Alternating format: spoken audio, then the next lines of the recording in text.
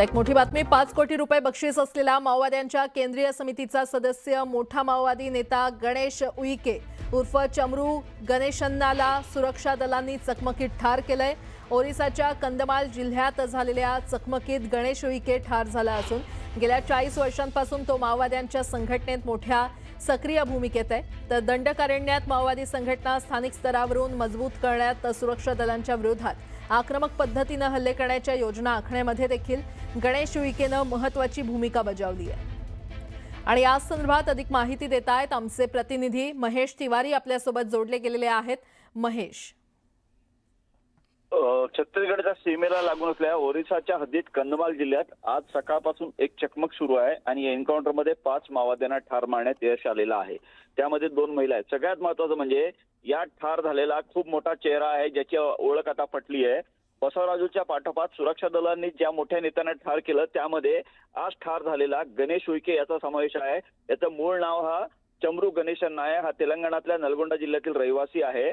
सगळ्यात महत्त्वाचं म्हणजे हा BSc पर्यंत शिकलेला उच्च शिक्षण घेतलेला आहे आणि 40 वर्षापूर्वी पीपल्स वॉर ग्रुप पासून आता भाकपा माओवादी या संघटनेत अत्यंत सक्रिय भूमिकेत आहे। ग्राउंड लेवलला जे ARD GRD पासून दलम पासून दंडकारण्य जनरल समितीपासून माओवाद्यांच्या सेंट्रल कमिटी पर्यंत माओवाद्यांची संघटना मजबूत करण्यामध्ये यांनी खूप महत्त्वाची भूमिका बजावली आहे। स्थानिक अतिदुर्गम भागातल्या ज्या गावांमध्ये जाऊन नागरिकांशी संवाद साधणे, त्यांना माओवादी विचारधारा पटवणे आणि अनेक तरुणांना दलममध्ये भरती करण्यामध्ये सुद्धा गणेश उईकेने दंडकारण्यात महत्त्वाची भूमिका बजावली आहे।